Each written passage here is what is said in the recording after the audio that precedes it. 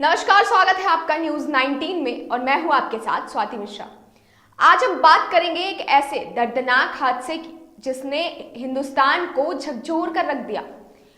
हिंदुस्तान की जनता में आक्रोश की एक लहर भर दी। आखिर जनता गुस्से में हो भी क्यों ना। जी हम बात कर रहे हैं नक्सली हमले की। 3 अप्रैल को हुए हमारे जवानों पर यू अटैक की, ऐसे यू ट्रैप जिसने हमारे 22 जवान शहीद हो गए। आज इसी नक्सली हमले के ऊपर यानी बीजापुर में छत्तीसगढ़ में हुए नक्सली हमले के ऊपर हमारे साथ चर्चा करने के लिए स्टूडियो में मौजूद हैं कर्नल देवानंद गुज्जर जी। नमस्कार, थैंक यू। तो कर्नल साहब, आपसे हम पूछना चाहते हैं कि जैसा कि आपने देखा कि आखिर ऐसी कहां चूक रह गई हमारे जवानों से, जहां 22 जवानों की शहादत देकर इसकी कीमत चुकानी पड़ी हमें। जी, सबसे पहले तो मैं हमारे जो 22 वीर सपूत जिन्होंने वीर गति को प्राप्त किया है उनको मैं श्रद्धांजलि देना चाहूँगा और उनको नमन करना चाहूँगा कि उनका, और ये भी बताना चाहूँगा कि उनका बलिदान व्यर्थ नहीं जाएगा। दूसरा, उनके परिवार के साथ भी मेरी पूरी सहानुभूति और मेरा मानना है कि देश उनके साथ खड़ा है और आप कभी अपने आप को अकेला महसूस ना करें। ना अभी आता हूँ इस हमले की जिसकी आपने चर्चा की 3 तारीख को। मैं थोड़ा सा आपको बताना चाहूँगा कि ये जो 3 तारीख का हादसा है, पिछले महीने 25 तारीख के आसपास हमारी सिक्योरिटी फोर्सेस को कुछ खबर मिली कि उस इलाके में, टेकलगुड़ा इलाके में जो बीजापुर में आता है, वहाँ पर नक्सलियों का एक बटालियन, हिडमा बटालियन जिसका है, उसकी हरकत देखी गई है।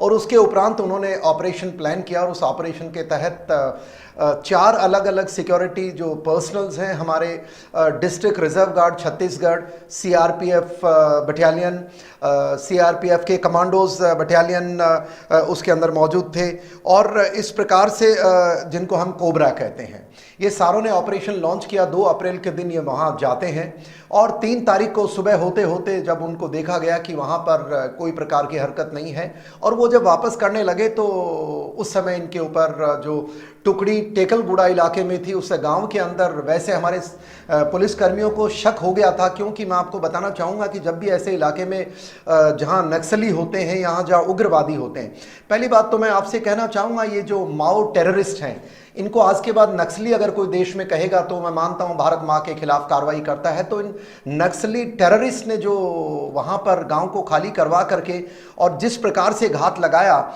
और मैं मानता हूं घात में फंसना या कोई भी सैनिक या कोई भी सिक्योरिटी फोर्सेस का आदमी आ सकता है, लेकिन अब सबसे बड़ी दुर्भाग्यपूर्ण बात क्या होती है, जैसा अभी तक हमें ज्ञात हुआ है कि उस समय ये 3 तारीख को 11 बजे से लेकर के 4 बजे तक हमारे सैनिकों ने, उनसे पुलिसकर्मियों ने बड़ा बहादुरी से मुकाबला किया और कुछ जो पुलिसकर्मी थे वहां से भाग करके करीब 6 किलोमीटर दूर एक कैंप था, उसमें पहुंच करके उन्होंने खबर दी।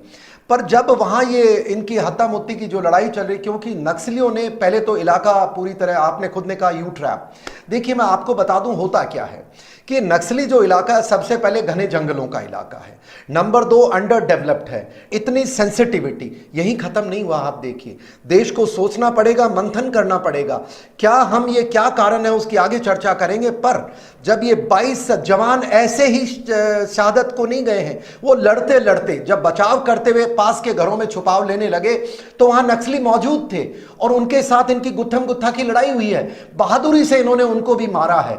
तो ये बहुत एक दर्दनाक हादसा होता है। यहां ये बात 4 बजे के आसपास जैसा बताया गया खत्म हो गई, पर 2-4 चीज मुद्दे निकल के आते हैं, मैं आपसे भी चर्चा करना चाहूंगा। पहला मुद्दा, ऐसा क्या कारण था जब ऑपरेशन प्लान हुआ, तो मैं मानता हूं भारत की सीआरपीएफ के पास ड्रोन्स भी मौजूद होंगे, इंटेलिजेंस उनके पास मौजूद होगा, उनके पास रिजर्व, मैं एक सेना का अधिकारी रहा हूं, मैंने बड़े इस तरह के ऑपरेशन में हिस्सा लिया है।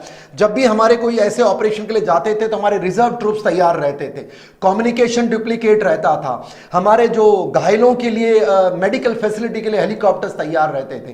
पर आप देखिए, देश को सोचना पड़ेगा, 3 तारीख को 4-5 बजे के बाद से लेकर के 4 तारीख को करीब 12 से 18 घंटे के बीच में ना तो वहां मीडिया कर्मी पहुंचते हैं, ना ही कोई सीआरपीएफ या कोई तंत्र का आदमी उन सैनिकों को संभालने पहुंचता है, ना ही उनके लिए कोई रीइंफोर्समेंट जाते हैं, ना ही उनको दवाई पानी की व्यवस्था की जाती है। बहुत बड़ी चिंता का विषय है।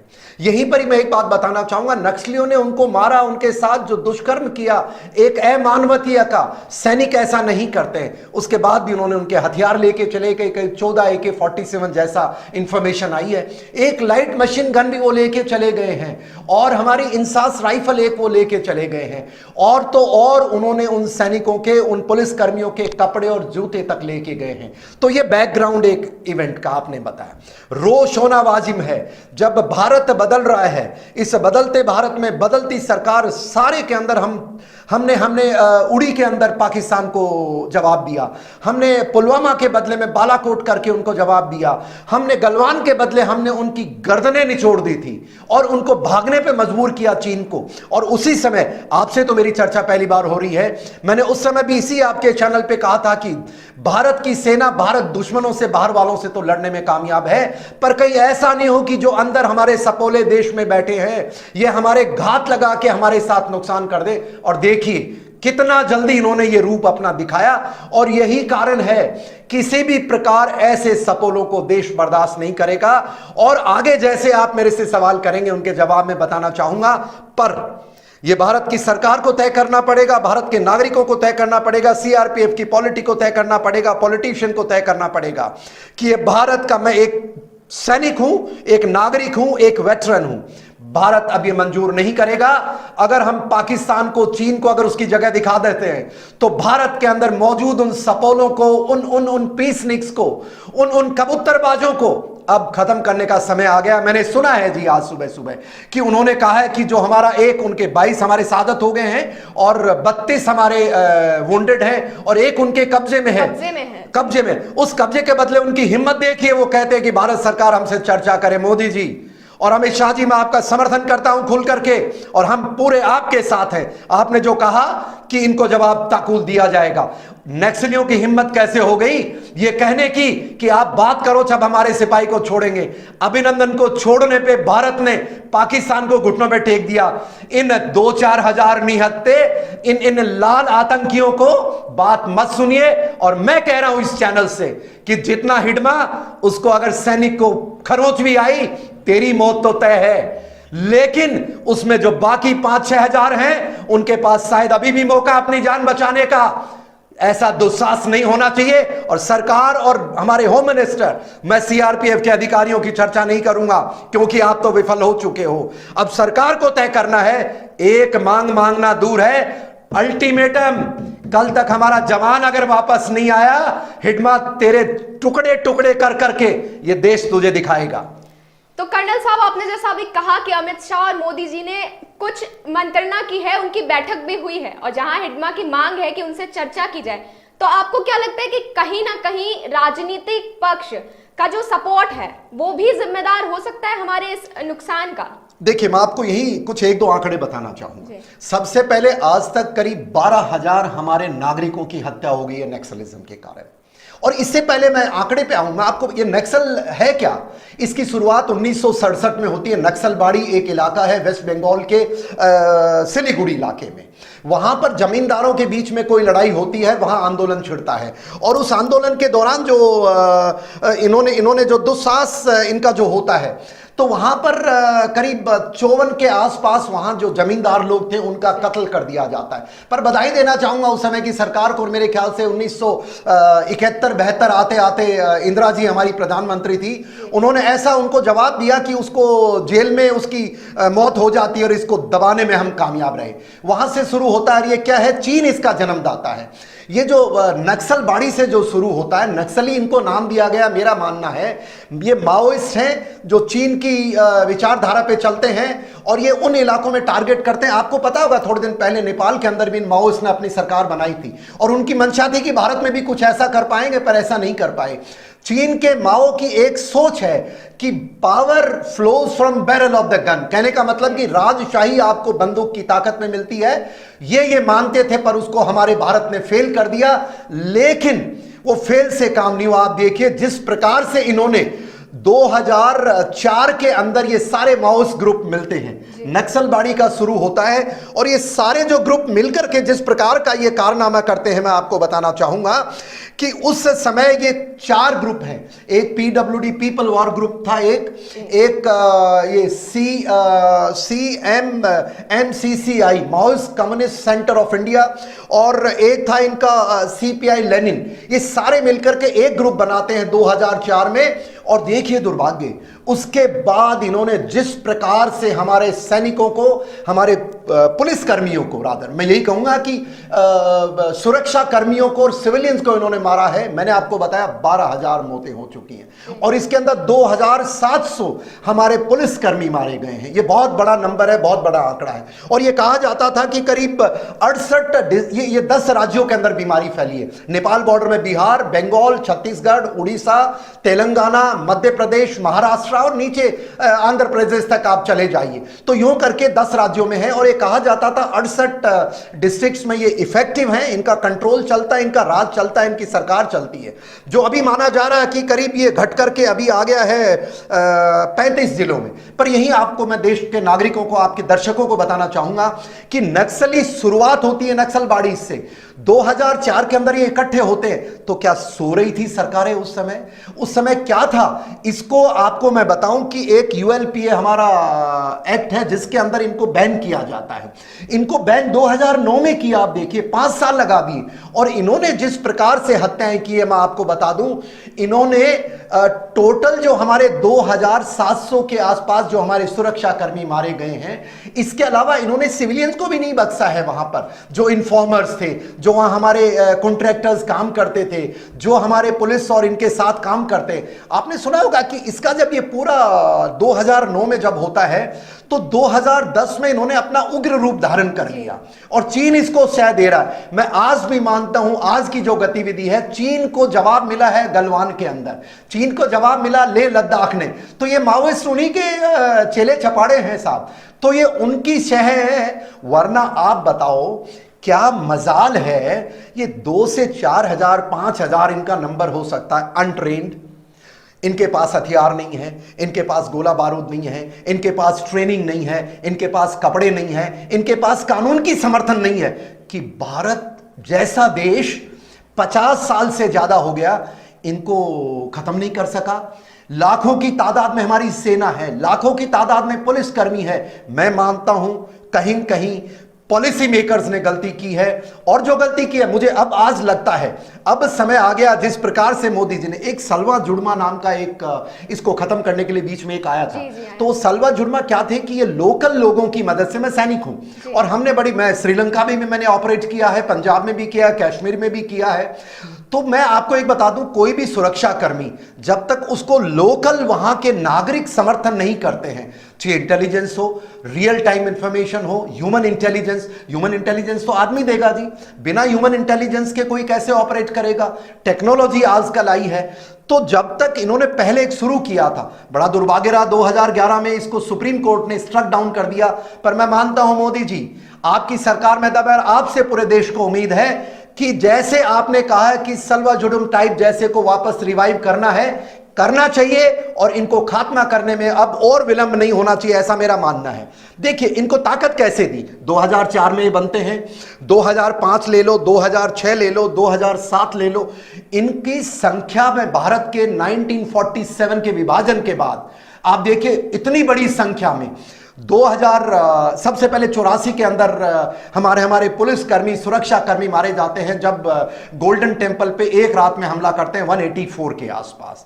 ये दूसरा सबसे बड़ा 67, दूसरा सबसे बड़ा हमारा जो कैजुअलिटीज था, मैं 76 6 अप्रैल 2010 के दिन दांतेवाड़े के अंदर, 2006 में होता है, देख 2010 के अंदर, 2000 दांतेवाड़ा 76, जिसमें 75 CRPF के होते हैं, एक लोकल पुलिस का होता है। इतनी बड़ी संख्या।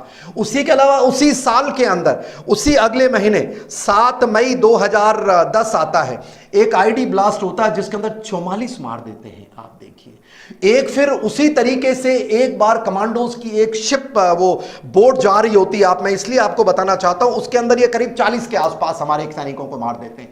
जेल ये तोड़ लेते हैं, बिहार के अंदर जहानाबाद जेल ये तोड़ते हैं 2004 के अंदर, 2005 में, 2006 में दूसरी जेल तोड़ते हैं, पुलिस ट्रेनिंग सेंटर पे हमला करते हैं। मैं ये इसलिए बता रहा हूं नागरिकों को, दर्शकों को, कि देखिए छोटी समस्या नहीं है। पता नहीं किस तरह से मीडिया ने आपको तक नहीं पहुंचाया, किस तरह सरकारों ने आपको सेंसिटिव नहीं किया। और दुर्भाग्य देखिए, जब ऐसी समस्या होती है, पिछली बार अभिनंदन एक हमारा पाकिस्तान ने पकड़ा था, पाकिस्तान को हिला दिया आप लोगों ने, पाकिस्तान घुटने पे आ गया।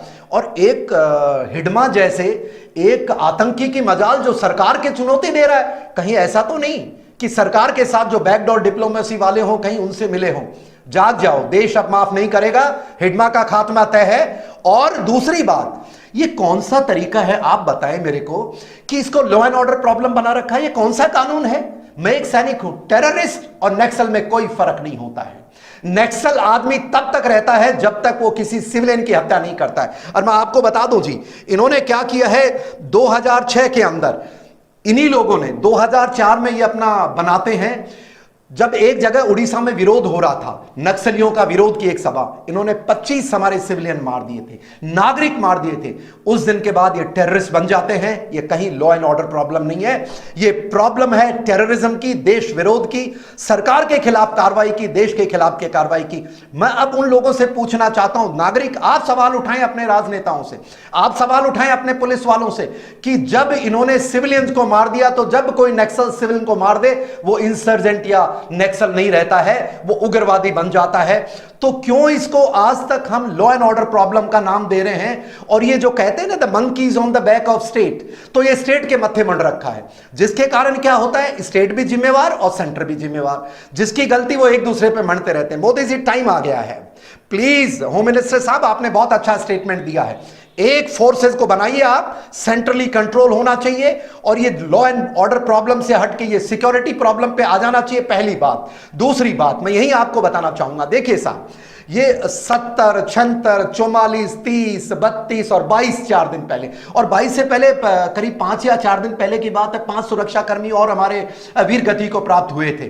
तो ये इतने बड़े संख्या में हमारे सैनिक मारे जाते हैं, और ऐसा क्या कारण है उनके कमांडर? मैं सुनने में आ रहा था, आपको बताना चाहूंगा कि जो 2010 से 6 अप्रैल को जिसके अंदर हमारे 76 पुलिसकर्मी वीर गति को प्राप्त होते हैं, उसके अंदर जो डीआईजी थे उनका नाम मिस्टर प्रभात थे।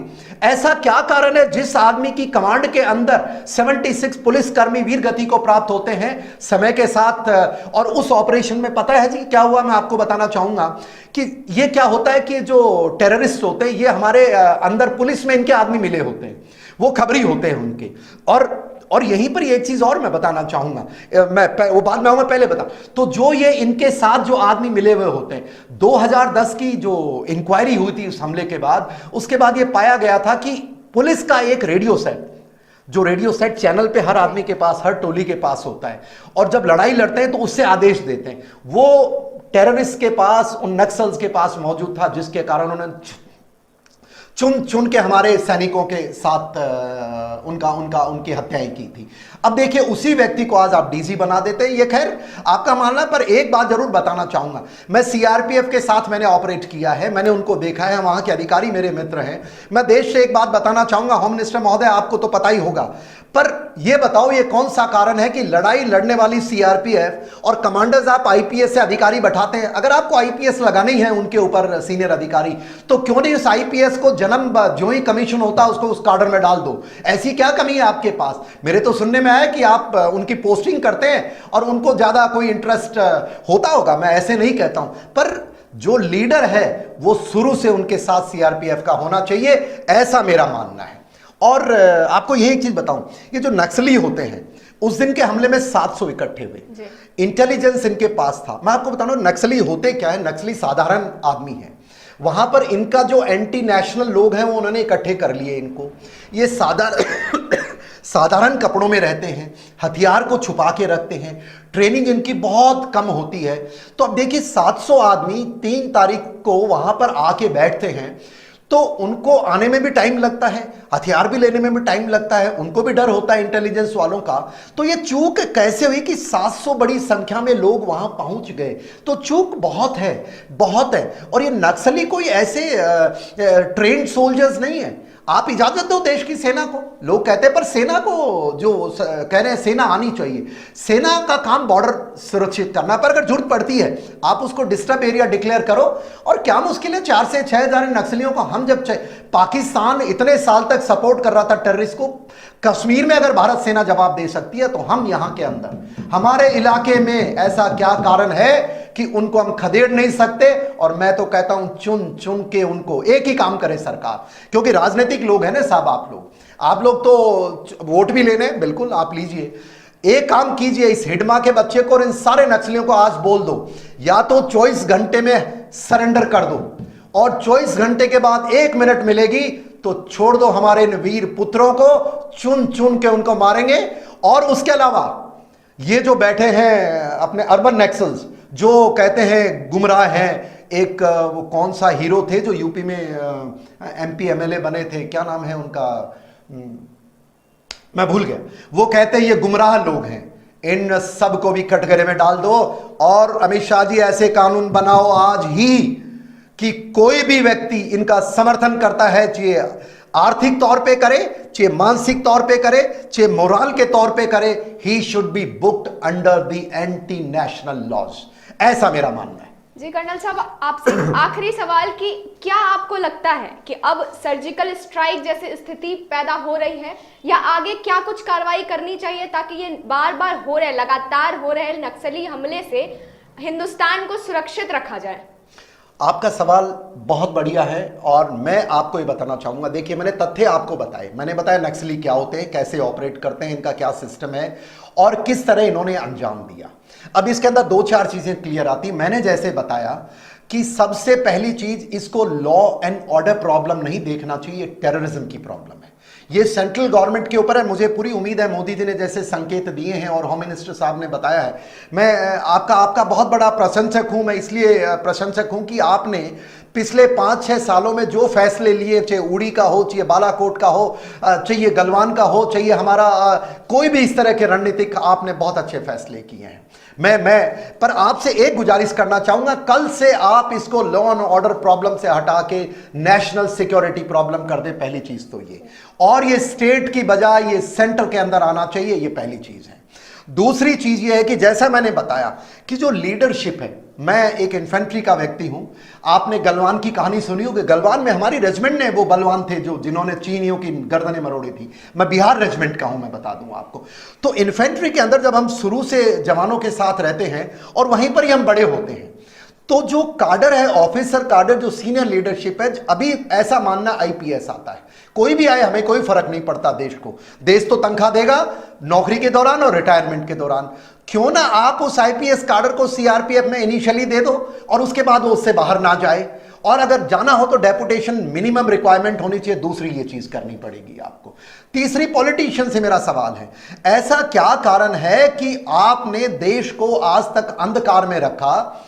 अगर ये मोदी जी नहीं आते तो मुझे लगता है ये चर्चा ही नहीं होती, क्योंकि 2010 में मैंने आपको बताया, 2006 का एग्जांपल बताया, 2011 का बताया, और तो और एक बार तो उन्होंने पूरी पॉलिटिकल कांग्रेस के कुछ, 2011 की बात है, 2013 दराब वैली का जो इन्होंने हमला किया था बस के अंदर, कितने लोग मार दिए। तो मैं पूछना चाहूंगा ये कारण क्या है कि जब से ये लोग एक्टिव हुए हैं आपने देश से बात छुपाई क्यों?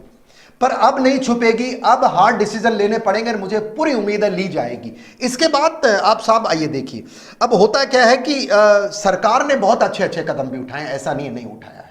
ऑपरेशन ग्रीन हॉर्न किया है, पुलिस लग रही है, और कुछ आंकड़े मैं फरवरी के आंकड़े बताना चाहूंगा नागरिकों को, जो हमारे किसी मंत्री महोदय ने दिए थे कि 2009 से लेकर के 2021 फरवरी तक जो बदलाव आया है, 70% इनके अंदर जो इनके एक्शंस होते हैं नक्सल्स के, वो कम हुए हैं। वो करीब 2006 2250 से लेकर के अब 665 आ गए हैं, जैसा एक आंकड़ा है।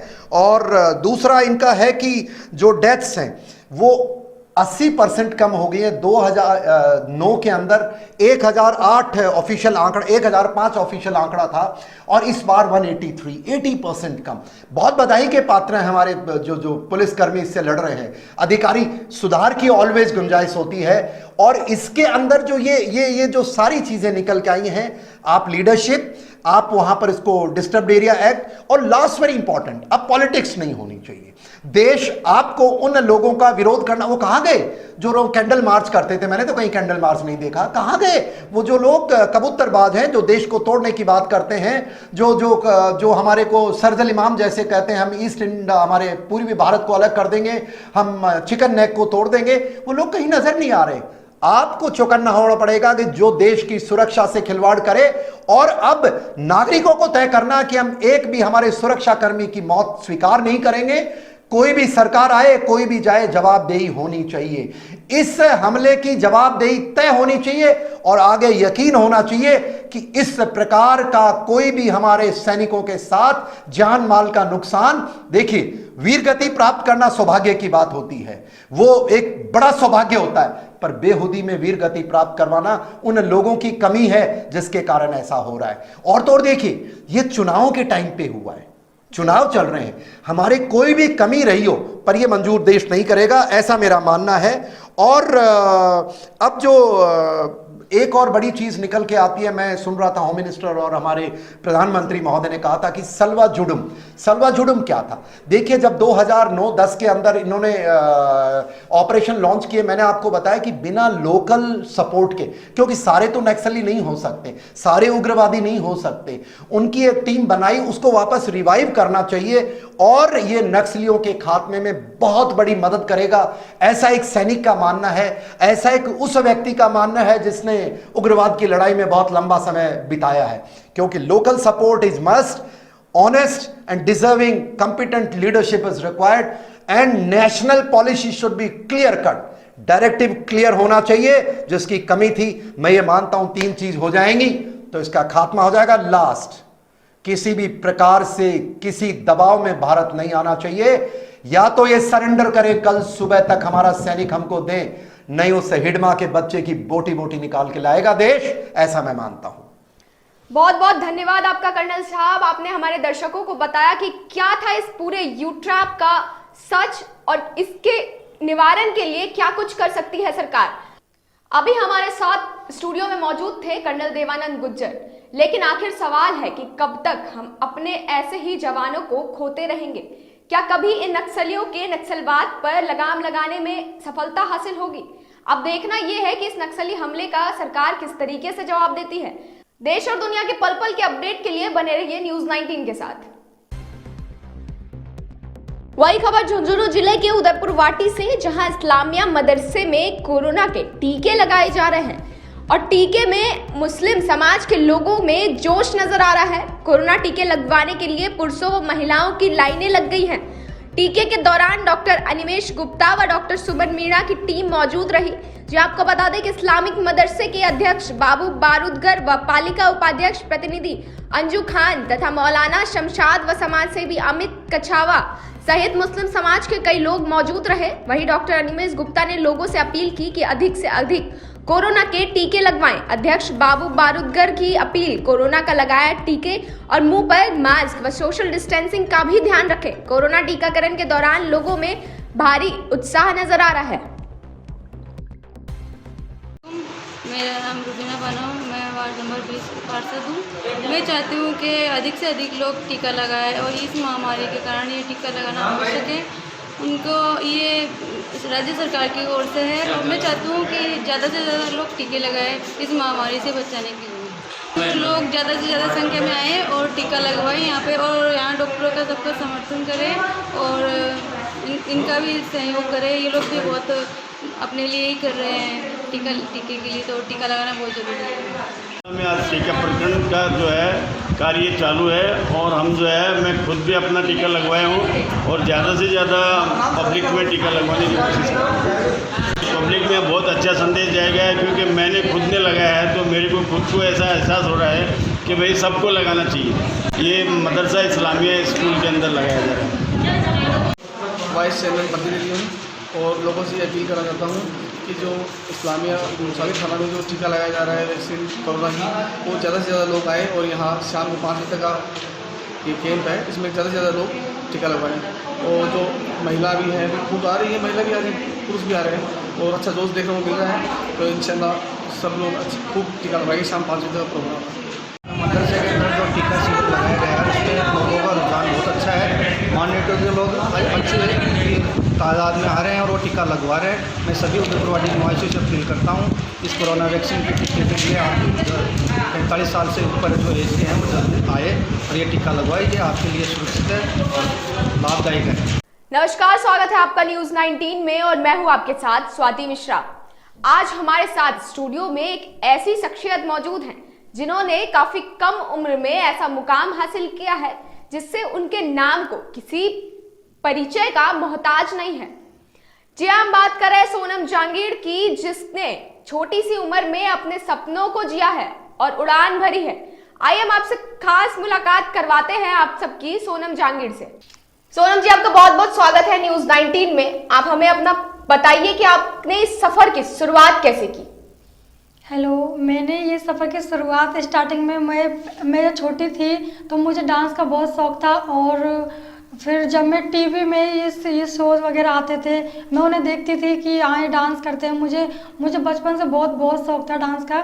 फिर मेरे पापा को सबको बोला घर में, तो सब लोगों ने कहा कि नहीं ये डांस वगैरह करना अच्छा नहीं होता और अपने स्टडी पे ध्यान दो, ऐसे वैसे। तो फिर लास्ट में फिर मेरे पापा को पता नहीं कैसे समझ में आया, तो उन्होंने फिर मुझे पूरा कहा कि ठीक है तू डांस कर। तो मैंने डांस किया और ये मैंने स्टार्टिंग 2019 से की है और मेरा जो फर्स्ट शो डांस का रहा है वो मेरा भोपाल से रहा था।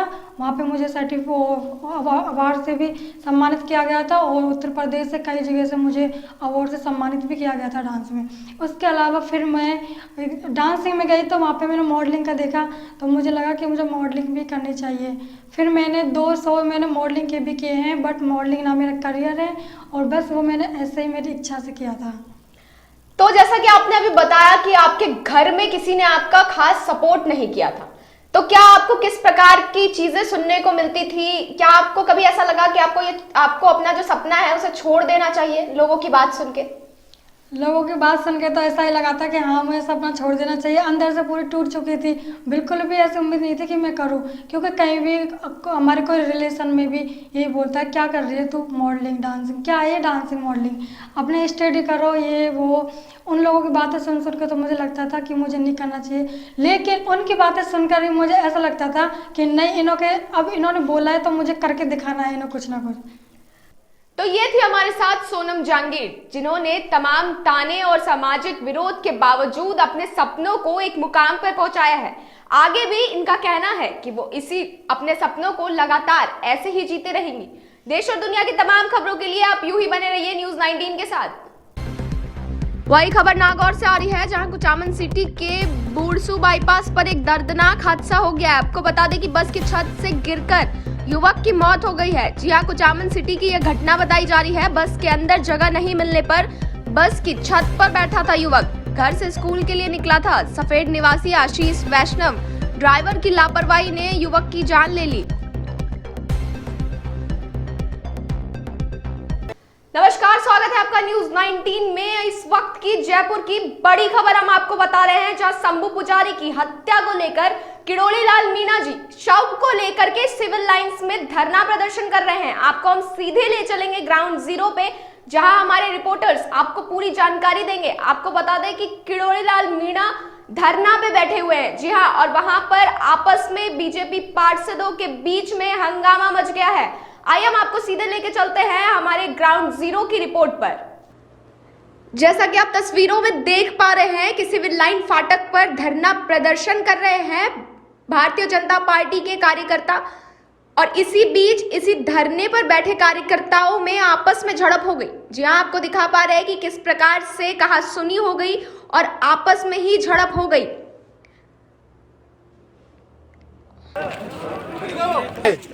जिन्होंने पिछले 5 दिन में शक्ल नहीं दिखाई और आज वो इस तरीके से शक्ल दिखा रहे हैं, इसको क्रेडिट लेने आ रहे हैं। ये क्या दलालों का अड्डा बन गया? मैं कोई बीजेपी कांग्रेस करने यहाँ नहीं आया था, मेरे पुजारी जी के लिए आया था। पर यहाँ आके जब मैं इनकी स्थिति देख रहा हूँ, कोई व्यक्ति जो 5 टुच्चे से लेके जिसको मारने के लिए आए तो वो भाग गया 5 टुच्चों के साथ। इसमें यहाँ माहौल बनाने में लग रहे हैं। ये क्या बीजेपी कांग्रेस की राजनीति कर रहे हैं? हम केवल पुजारी जी के लिए आए थे, हम मेरे कोई सीट के लिए नहीं आया था। मैं कोई राजनीतिक आदमी नहीं हूँ, मैं व्यापारी आदमी हूँ। 3 दिन से मैं लड़ रहा हूँ, रेगुलर लड़ रहा हूँ, पर ये स्थिति मुझे बिल्कुल बर्दाश्त नहीं हुई। मैं गया रात को 1 बजे डॉक्टर साहब के साथ, मैं यहाँ मरा, रात को यहाँ बैठे हैं, मेरी तबीयत खराब हुई, पर फिर भी इस व्यक्ति ने यहाँ आके, और डॉक्टर साहब का मैं माफी चाहूंगा कि मैं धरना बीच में छोड़ के जा रहा हूँ। मेरी सरकार इस प्रकार के संबंध में ज़्यादा गंभीर नहीं है। कल मंत्री जी ने बुलाया था, हरीश चौधरी जी ने, और उन्होंने कोई गंभीरता से बात नहीं की। गंभीरता इसलिए नहीं दिखी कि वो सुजान के प्रचार में चले गए और हम यहाँ पर न्याय मांगने के लिए जी। तो आप कब तक मतलब इस तरह धरना प्रदर्शन करते रहो? हम सब ने पार्टी ने ब्राह्मण समाज भी तय किया, जब तक न्याय नहीं मिलेगा तब तक हम यहाँ चले रहेंगे। क्या आपको उम्मीद है? उम्मीद तो रखे वैसे। और ये कोरोना को लेके क्या कहेंगे, जो कोरोना इतना रूप रख रहा है और इसे लेके यहाँ पर होता जा रहा है। हमें इसका दुख है कि हमें ऐसे समय में सरकार जल्दी इस मामले को निपटाए, हम घर जाएं, कहा लगाएं, दाह संस्कार करें और कोरोना के खतरे से भी बचें। ये अभी तक दाह संस्कार नहीं करा गया है, तो कब तक मतलब आपकी बात मानी जाएगी? देखिए, सरकार से पूछिए, गहलोत साहब से पूछिए कि क्यों वो हर धर्मिता पे बैठे हुए हैं। जीवित की तो परवाह नहीं करते हैं, मृत्यु की तो कम से कम लज्जा रखें। 2 दिन से यहाँ पे इस कड़ी धूप में पड़े हुए हैं। गिरिराज जी वार्ता भी हुई, वार्ता विफल हो गई, वार्ता में कोई मतलब नहीं है। छोटी सी मांग है, मांग लें, हम लोग सब चले जाएंगे, इसका क्रियाक्रम हो जाएगा। इस तरह से पुजारियों की हत्या पूरे राजस्थान में पिछले 3 साल से जो तांडव हुआ है, उसको रोकने का काम मुख्यमंत्री का सीधे तौर पर, चूँकि गृह मंत्री भी वो हैं, उनको सीधे तौर पर करना चाहिए। और हम लोग मांग कर रहे हैं कि कम से कम हिंदू रीति रिवाज को अगर जानते हैं, इस व्यवस्था को जानते हैं कि 100 को बड़ा दिल करके इस कार्रवाई को करनी चाहिए पूरी, हम मांगनी चाहिए और हम लोग को रवाना चाहिए। और मैम, ये जो कोरोना चल रहा है और इसे लेके क्या गाइडलाइंस हैं? कोरोना को लेके जो भी गाइडलाइन है वो आप लोग भी देख रहे हो, हम लोग भी देख रहे हैं। सरकार को तय करना है ना कि ऐसी परिस्थिति क्यों बनने दे रहे हैं कि लोग यहाँ इकट्ठे हो रहे हैं। आप मांगो, हम लोग घर चले जाएंगे। कोरोना की चिंता अगर सरकार को होती तो ये स्थिति थोड़ी होने देती। सरकार बिल्कुल कोई केवल नाटकबाजी कर रही है। सरकार से आप लोग को सीधे सवाल गहलोत साहब से करनी चाहिए कि ऐसी स्थिति क्यों हो रही है सिविल लाइन फाटक पे। वही खबर फुलेरा से, जहां उत्तर पश्चिमी रेलवे के महाप्रबंधक आनंद प्रकाश ने ROH डिपो का उद्घाटन किया है। फुलेरा जंक्शन पर आज उत्तर पश्चिमी रेलवे महाप्रबंधक आनंद प्रकाश ने 28 करोड़ की लागत से बने वैन ROH डिपो का विधिवत उद्घाटन किया। इस दौरान महाप्रबंधक ने बताया कि 28 करोड़ की लागत से बने वैगन ROH डिपो में करीब 200 वैगन एक माह पे रिपेयर किए जा सकेंगे। फुलेरा जंक्शन पर पहले की तरह रुकने वाली अनेक यात्री ट्रेन के ठहराव बंद करने के सवाल पर महाप्रबंधक ने कहा कि एक बार ट्रेन में रुकने पर 25,000 का खर्चा आता है, इसलिए ट्रेनों के स्टॉपेज कम किए गए हैं। इससे पूर्व प्रबंधक ने DRM मंजूषा जैन के साथ जयपुर से फुलेरा रेल लाइन का विंडो निरीक्षण व फुलेरा जंक्शन का वार्षिक निरीक्षण भी किया। वहीं महाप्रबंधक के साथ PCMI सुधीर गुप्ता, अधीक्षक सतीश कुमार सहित अधिकारियों का लवाजमा साथ रहा। वहीं प्रबंधक के साथ सभी रेल अधिकारियों ने ROH डिपो परिसर में पौधारोपण भी किया। इस दौरान फुलेरा में रेल समस्याओं को लेकर दैनिक रेल यात्री महासंघ व फुलेरा विकास समिति द्वारा भी रेल महाप्रबंधक को ज्ञापन सौंपा गया। मैनेजमेंट में क्या है कि तब जो असामाजिक तत्व होते हैं ना, वो काफ़ी मिसयूज कर रहे हैं, इसलिए उसको बंद किया है। अगर कोई सामाजिक संस्था ऐसी आती है कि उसको मेंटेन पार्क का टाइम टेबल सुबह 2 घंटे और शाम को 2 घंटे, यदि उस पीरियड में RPF का एक आदमी और आए तो असामाजिक तत्व आएगा। नहीं सर, चारों तरफ से लोग भी था और ना तो उसकी मेंटेनेंस, ना पानी दिया गया था, सारी रोड जल चुकी। सामाजिक संस्था यहाँ पर इतने सारे आप लोग भी कब रेलवे नहीं होंगे, मतलब एक जनरेशन की नहीं होगी, 4 जनरेशन पहले आपके भी पूर्वज फुलेरा जो है रेल का पूना हमारे पास आज आपको जानते हैं। आप 35 साल पहले यहाँ दिल्ली के लिए आए थे, समझे, तो वही अब कह रहे थे आपको भी जो बना है इसमें हम निकले थे, तो पूरा खानदान रेलवे में सारे रेलवे आप लोग कोई जैसे आप अपनी मान के उसको कोई ऐसी सामाजिक संस्था वॉलंटियर ऑर्गेनाइजेशन को कोई दे देंगे उसको कोई अपना चलाइए। सर एक बहुत बड़ी समस्या है फुलेरा की कि यहाँ से डेली पैसेंजर जो है सर 15 से 20 हज़ार लोग बाहर अपने रोजी रोजगार के लिए जाते हैं और ट्रेन जो पहले यहाँ रुकती थी उनका भी स्टॉपेज बंद कर दिया गया। ये एक बहुत बड़ी समस्या है सर। इसको वही खबर जयपुर से, जहां NSUI का 51वां स्थापना दिवस आज मनाया जा रहा है। कल NSUI कार्यालय में कार्यक्रम आयोजित होगा, जिसमें सुबह 11 बजे स्थापना दिवस कार्यक्रम का आयोजन किया जाएगा। मुख्यमंत्री अशोक गहलोत छात्र से संवाद करेंगे। वहीं 11:30 बजे VC के जरिए छात्रों से संवाद करेंगे। NSUI प्रदेशाध्यक्ष अभिष चौधरी भी वहां मौजूद रहेंगे। वही खबर सेडवा से, जहां सेडवा के गंगासरा के सीनियर स्कूल का रूपांतरण एक रेलवे स्टेशन की तरह कर दिया गया है। आइए देखिए क्या है ये पूरा मामला। बाड़मेर जिले के सीमावर्ती सेडवा ब्लॉक के गंगासरा ग्राम पंचायत स्थित सीनियर स्कूल को देखकर आप चौंक जाएंगे कि यह स्कूल है या रेलवे स्टेशन। इस स्कूल को एक विशिष्ट पहचान देने के लिए इसे एजुकेशन ट्रेन के रूप में विकसित किया गया है, जो जिले की सरकारी विद्यालयों के लिए मॉडल बनकर उभरेगा। स्कूल को ट्रेन के डब्बे, डबल डेकर ट्रेन, बुकिंग खिड़कियां और रेल इंजन के रूप में कमरों को कलर करके इसे रेलगाड़ी का रूप दिया गया है। विद्यालय को देखकर यही लगता है कि यह ट्रेन यहाँ कैसे खड़ी है, पर यह वास्तविक ट्रेन नहीं है, एजुकेशन रेलवे स्टेशन है, जो बच्चों को गांव की छोटी गलियों से निकालकर ख्वाहिशों की मंजिल तक पहुंचाएगी, जिससे सपने आजकल अभिभावक व विद्यार्थी दोनों ही देख रहे हैं। स्कूल के ट्रेन के डब्बे किसी सरकारी विद्यालय के प्रति ऐसी कल्पना भी नहीं कर सकते थे, पर सरकारी शिक्षकों व भामाशाहों की अनूठी पहल की बदौलत सीमावर्ती क्षेत्र के विभिन्न सरकारी विद्यालयों का कायापलट हो रहा है, जिससे सरकारी विद्यालयों में पढ़ाई के साथ साथ भौतिक सुविधाओं को बढ़ावा मिल रहा है, जिससे अभिभावकों व ग्रामवासियों का सरकारी विद्यालय के प्रति लगाव बढ़ता नजर आ रहा है। शंभू पुजारी की हत्या के मामले में घमासान थमने का नाम नहीं ले रहा। भाजपा कार्यकर्ताओं द्वारा सिविल लाइंस जयपुर में धरना प्रदर्शन आज भी जारी है और वहां धरना प्रदर्शन में आज जयपुर नगर निगम ग्रेटर की मेयर सौम्या गुज्जर पहुंची हैं। उन्होंने राम धुनी करवाई शंभू पुजारी की आत्मा की शांति के लिए और उन्होंने जल्द से जल्द इस मामले की पर कार्रवाई करने की भी मांग करी है। दौसा जिले के महवा में पुजारी की मौत के 8 दिन बाद भी उसके शव का अंतिम संस्कार नहीं हो सका।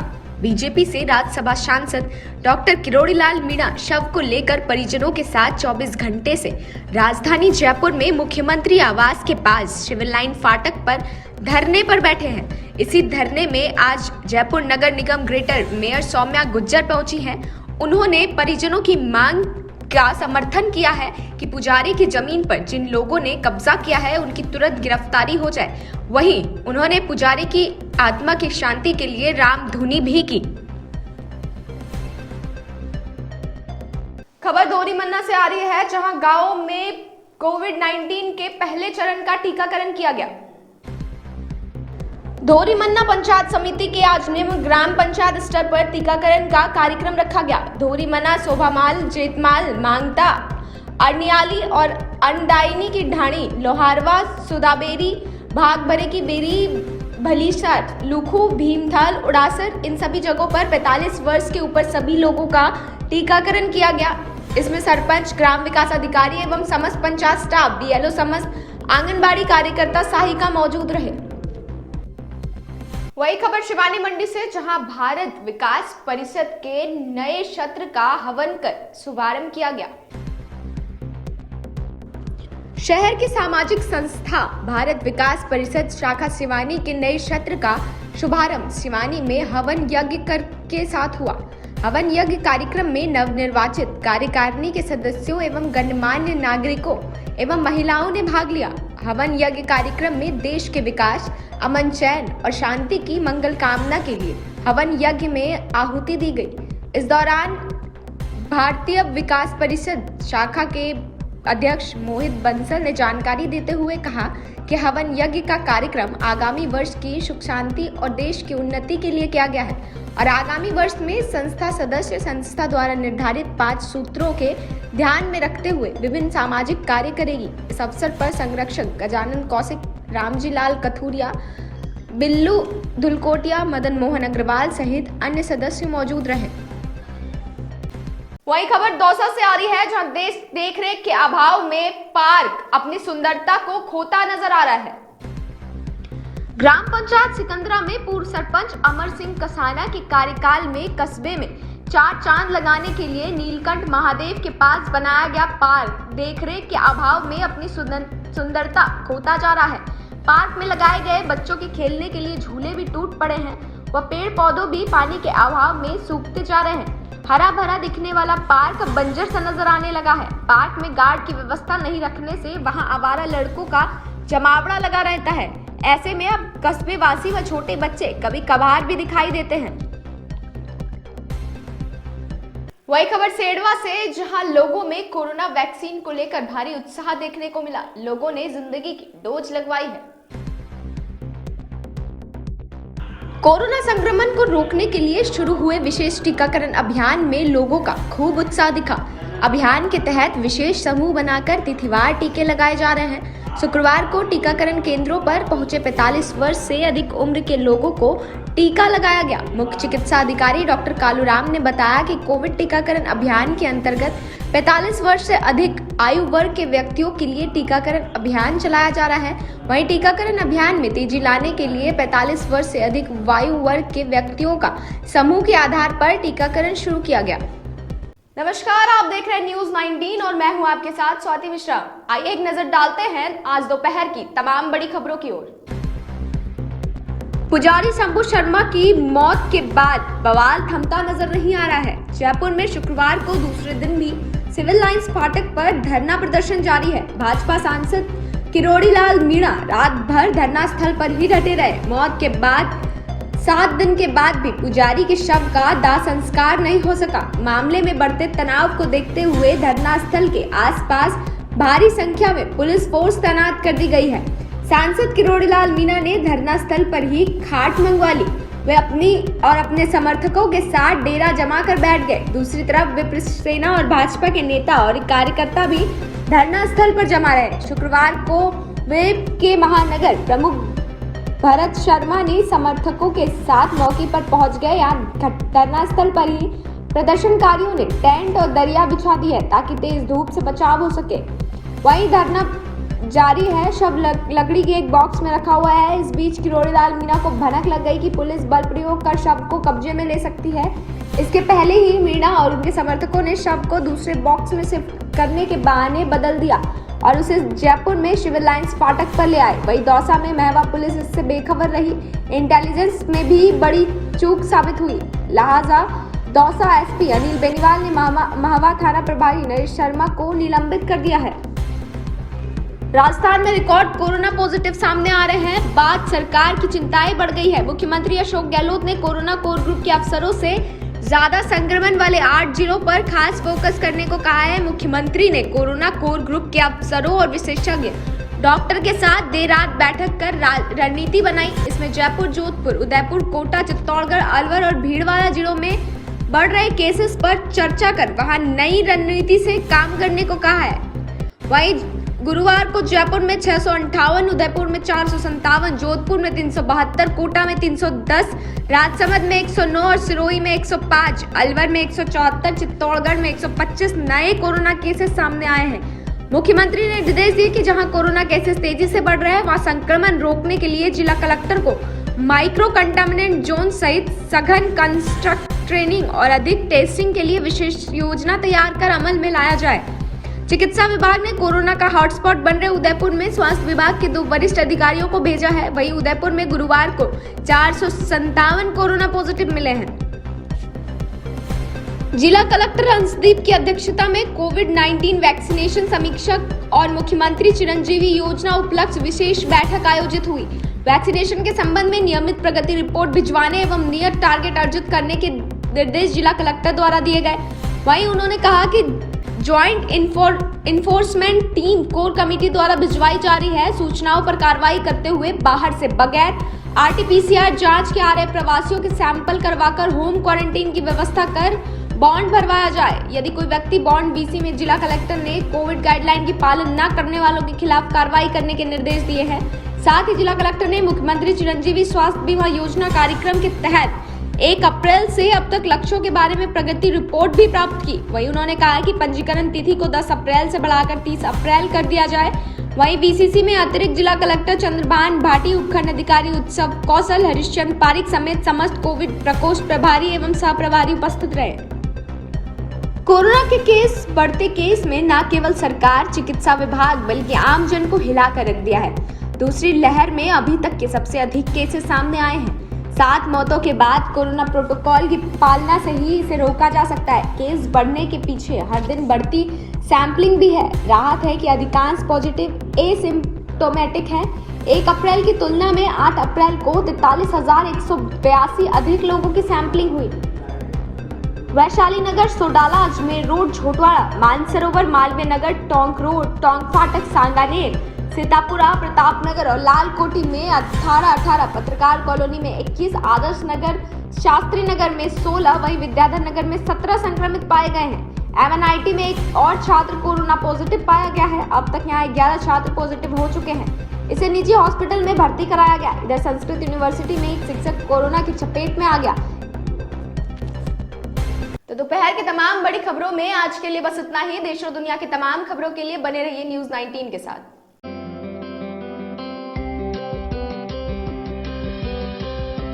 नमस्कार, आप देख रहे हैं न्यूज़ 19 और मैं हूं आपके साथ स्वाति मिश्रा। आइए रुक करते हैं न्यूज़ 19 के मॉर्निंग अपडेट्स की ओर। देश के कई राज्यों में वैक्सीन स्टॉक कम होने की खबरें थी। इसमें से महाराष्ट्र लगातार केंद्र सरकार से वैक्सीन स्टॉक की बढ़त की अपील कर रहा था। अब रिपोर्ट्स में दावा किया जा रहा है कि मुंबई में 71 निजी वैक्सीन सेंटर्स में से 25 पर ताला लग गया है। इसके पीछे कारण वैक्सीन की कमी होना बताया जा रहा है। इससे पहले भी राज्य के स्वास्थ्य मंत्री राजेश टोपे ने सरकार से ज्यादा वैक्सीन स्टॉक आवंटित करने की बात कही थी। वहीं केंद्र सरकार लगातार पर्याप्त स्टॉक और सही आवंटन की बात कर रही है। उत्तर प्रदेश के रामपुर में एक नाबालिग लड़की के साथ चाकू की नोक पर पड़ोस में रहने वाले शख्स ने दुष्कर्म किया है। आरोप यह है कि शख्स ने अपनी पत्नी के सामने ही बंद कमरे में घटना को अंजाम दिया। मामले में पीड़िता की मां ने पुलिस को खबर कर दी। इसके बाद पुलिस ने फौरन दुष्कर्म का मामला दर्ज किया। उसके खिलाफ धारा 376, 504, 506 और 120 और लैंगिक अपराधों से बालकों के संरक्षण अधिनियम धारा 3 और 4 में मुकदमा दर्ज किया है। मामला थानागंज क्षेत्र में ये घटना 29 मार्च होली वाले दिन की है। उस दिन शाम करीब 7:30 बजे पीड़िता अपनी मां के साथ पड़ोस में रहने वाले यमन खां के घर गई थी। यहाँ कुछ देर बाद यमन खां की पत्नी बहाना बनाकर पीड़िता को रोक लिया। IPL 2021 का पहला मुकाबला आज पिछले साल के विजेता मुंबई इंडियंस और रॉयल चैलेंजर्स बैंगलोर के बीच खेला जाएगा। विराट कोहली की अगुवाई में RCB की टीम एक से बढ़कर एक विस्फोटक बल्लेबाज है। इस टीम में कोहली के अलावा देवदत्त पिडिकल, AB डिविलियर्स और ग्लेन मैक्सवेल जैसे विस्फोटक खिलाड़ी हैं। हालांकि RCB की गेंदबाजी आक्रामक मुंबई की तुलना में थोड़ा कमजोर नजर आ रही है। कृषि विभाग भारतीय क्रिकेट टीम के पूर्व कप्तान महेंद्र सिंह धोनी को झारखंड कृषि का ब्रांड एम्बेसडर बनाने की तैयारी में है। कृषि विभाग की समीक्षा बैठक के बाद कृषि मंत्री ने पत्रकारों के सवाल के जवाब में कहा कि देश का नाम दुनिया भर में रोशन करने वाले भारतीय क्रिकेटर व पूर्व कप्तान महेंद्र सिंह धोनी ने कृषि, पशुपालन और कुक्कुट पालन में बड़ा कदम उठाया है। कृषि जगत को गौरवान्वित किया है। इसलिए कृषि विभाग के अधिकारी समय मिलते ही धोनी से मुलाकात कर उन्हें ब्रांड एम्बेसडर बनाने का आग्रह करेंगे। राजस्थान प्रशासनिक सेवा से भारतीय प्रशासनिक सेवा बने अफसर मुख्यमंत्री अशोक गहलोत की पहली पसंद बनकर उभरे हैं। नई तबादला सूची के बाद अब प्रदेश के 33 में से 15 जिलों की कमान प्रॉपर्टी IAS अफसरों को दी गई है। ऐसा माना जा रहा है कि ब्यूरोक्रेसी में बदलाव का नया रूप है। पूर्वी राजस्थान के अहम जिलों अलवर, धौलपुर और सवाई माधोपुर में प्रमोटी IAS अफसरों को कलेक्टर बनाया गया है। चूरू, हनुमानगढ़, चित्तौड़गढ़, उदयपुर, सवाई माधोपुर, कोटा, झुंझुनू, श्रीगंगानगर, बाड़मेर, झालावाड़ और प्रतापनगर में भी प्रमोटी IAS अफसरों को लगाया गया है। मॉर्निंग अपडेट्स में फिलहाल के लिए बस इतना ही। देश और दुनिया की तमाम खबरों के लिए बने रहिए न्यूज़ 19 के साथ।